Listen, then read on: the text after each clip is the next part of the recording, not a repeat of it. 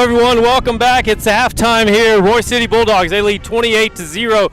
Chris Pena, Rockwall County Game Day.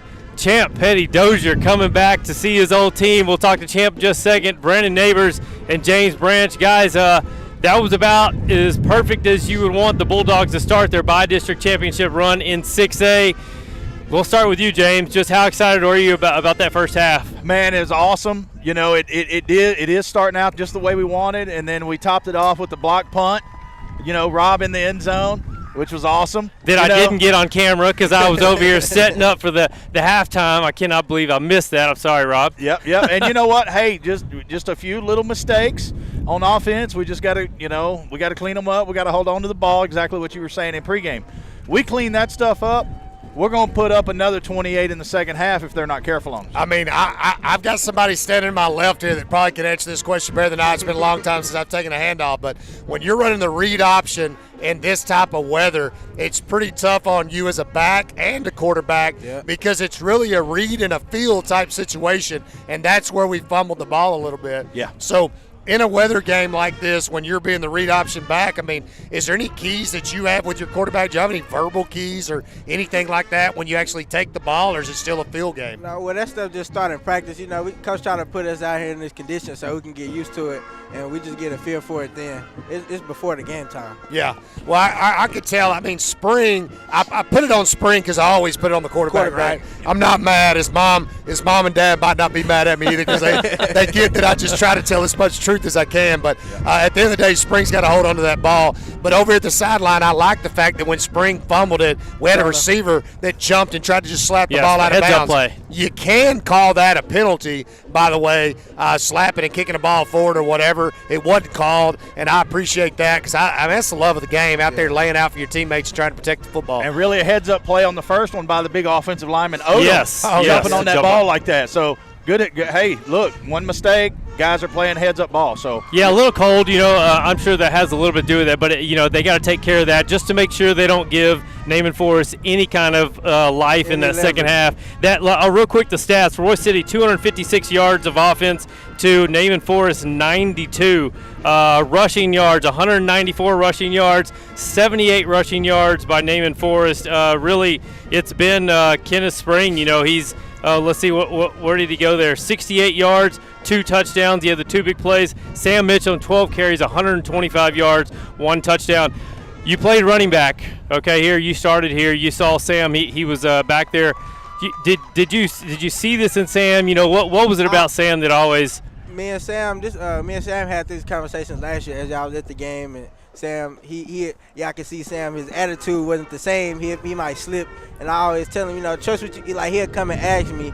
He'd be like, man, like, do you see anything different? I'm like, I'm telling Sam to believe in himself. Like, trust what you see. And his senior year, y'all been seeing, he's been going crazy. So. Yeah, he's just been special all year long, and that Roy City's been blessed with some backs. There was a neighbor that was running the ball too a couple years ago. He was just a strong runner. Listen, baseball was where he's at, and that's where he's doing some good things over at K-State. But again, dominant performance. Everything that Naaman Forest. Listen, that running back's really big. He looks like he's been hurting some guys, but. He runs so tall, though. It's not on the coaches. It's a kid. It's his style, right? There's some guys that just like to run tall. But when you run tall with this type of weather, you can get some extra yards. But if he would get behind his pads and explode through, he would even be getting more. But if you see him when he takes the ball, he's 2 hands on the ball trying to make sure he's protecting the ball, but he's forgetting about being his natural abilities. You've seen a couple of his natural abilities take over a few times, though, where he's made some really good electric plays, even as a big guy. But I look for them to probably do more of that in the second half. I was going to also ask my man to my left here, though, stack 3-3. Y'all ran that a little bit when you were here. Tonight they're running the stack 3-3, and they're running up our L and our R on the outside. So it's basically a walk-up linebacker on the outside. What I've been impressed by tonight's like Caleb Watkins and then the backside 0 stepping up and setting the edge and playing their position. So many times in stack 3, those guys will get up the field so much, so fast, which then creates that gap that you would love as a back. Right. But they're doing a great job there. Do you feel like there'll be any other type of adjustments they make out of that stack 3? You might know some of the blitzes and stuff they run. Yeah, they probably come out with a different look. It's a playoff game. They try to catch us out of bounds, but I think Rush City will adjust and keep just running down the. We got 28 points now, so we just run out the clock from now. It's cold weather. Just keep the clock rolling. Speaking of running it, Roy City's trying to take some shots down the field. They've missed on it. I don't know if the timing's off just because of the wind's just blowing it further down the field, but. I mean, listen, just run the ball until they can stop it, and they're not going to be able to stop it. Well, Sam runs like a big back.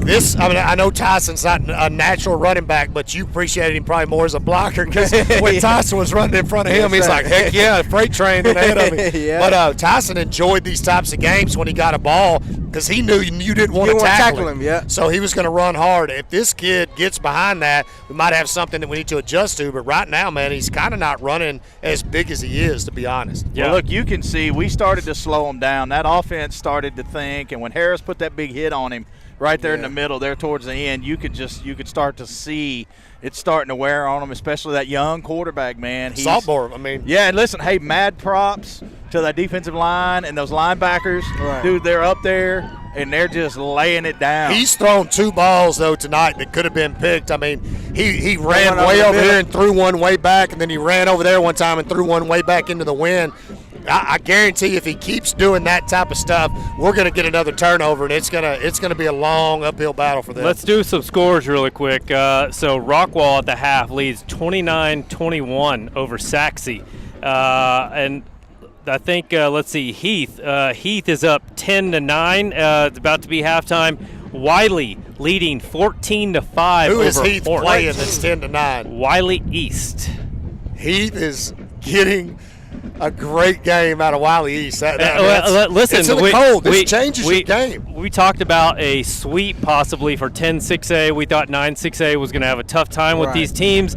It's turning out. Listen, at the end of the day, there might be a sweep, but right now, Rockwall just holds that small one-score lead. The same with Heath and Mesquite Horn. As good as year they have, they're down 14-5 to Wiley. Yeah, but I'm going to tell you right now, Mesquite Horn's athletes over there, I've coached against them my whole life.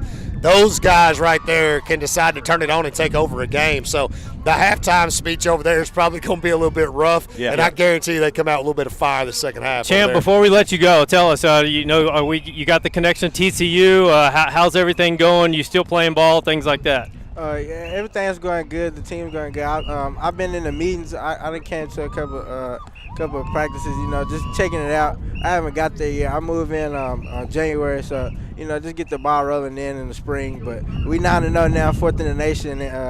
We got a big game coming up tomorrow. Let me ask you about that game because I've been pushing TCU down people's throats on this Rockwall County game day thing. But I mean, listen, what your thoughts on this team? And being an underdog to Texas.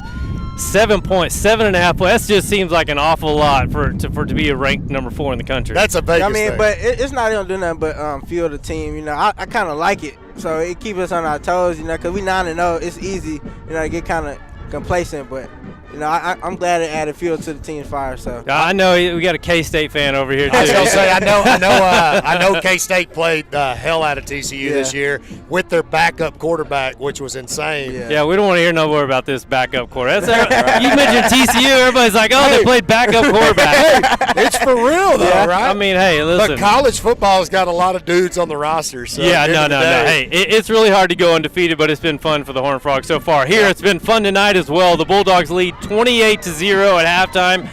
It's been Sam Mitchum, it's been Kenneth Spring, it's been the defense, it's been the special teams with Rob blocking punts and running them in that we didn't get on camera that we're going to have to get something from Huddle. But, it's been a good night. Before we get back in this halftime show, anything that you expect to see change-wise in the half? Same thing? Hey, it's more of the same, and let's go ahead and get our pitcher made in the middle of the field. I don't think Roy City's going to change much. I do believe that they are not going to punt the football in this direction anymore. And when I say they, I'm talking about Naaman Forest. They punted 3 or 4 times. They've had a turnover. They've never netted more than 18 to 20 yards. If you can't net more than 18 yards, take a chance at getting a first down. Even if you're down here on the numbers are there. I mean, it's just today. It's the weather. Right. You've got to take chances. And the scoreboard says now you even need to take more chances, right? Yeah, So they don't have a choice, which also can work in our favor because we're going to be expecting that. We got some really talented players, and they're smart. Yep. So let them go ahead and take some chances. We'll be ready. Did anything surprise you about this season with the Bulldogs coming up to 6A, them being able to do what they did during the season and now in this position? No, because they were faced with the same thing I was facing my senior year here, like moving into with new teams. But I knew that the type of guys they were here, so I always had faith in them. I would be texting the guys like throughout the season, good job. But I already knew what they were going to do. Yeah, this is the former Bulldog, a star running back here at Roy City, Champ Petty Dozier, who's now hopefully we're going to see him in the purple at TCU one day. But, yeah, we appreciate you stopping in. Spring. Huh? This spring. This spring. There you go. Yes, sir. Brandon, appreciate you up to call. I'm going to join you up there because, A, it's warmer up there, and B, I know it's lonely up there. I'm going to stay down here and hold it down. Yeah, hold it down. I'm hey, going to the locker room. we just want to make sure you stay on the field. So, hey, we're comfortable. Just make sure we stay Hey, here. listen. Mad props to the refs, man. We got a solid crew so far in the first half. Not a lot of complaints. Nobody's even. I don't know if it was like that when I was here, but You heard that? You heard it. You heard Yeah. it here Hey. first. You know the refs are great when this man right here says they're great. You heard it here first.